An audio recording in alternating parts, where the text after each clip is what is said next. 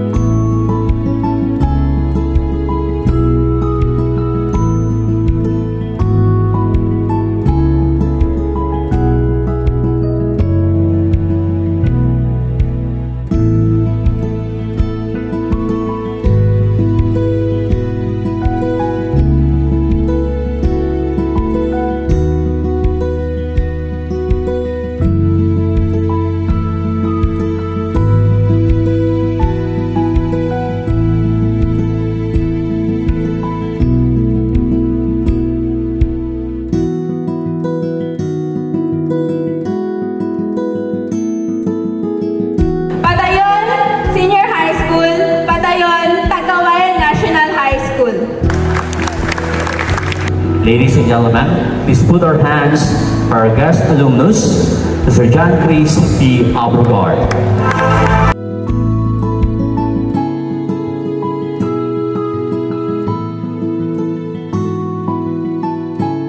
Year 2016, since nung naging estudyante ako ng Tagkawayan National High School.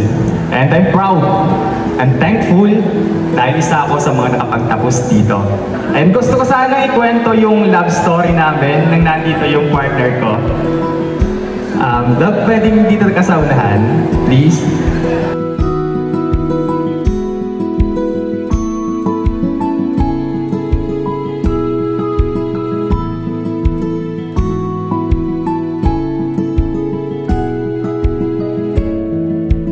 Sa Tagkawayan National High School ko po nakilala yung aking napakaganda, napakabait at maunawaing partner or girlfriend. Ayun, love. Sa Tagkawayan National High School tayo nagkakilala, dito tayo nabuo, at sana dito sa paaralang ito, sa panibagong chapter ng buhay natin, sana dito rin tayo makapagsimula ulit bilang isa.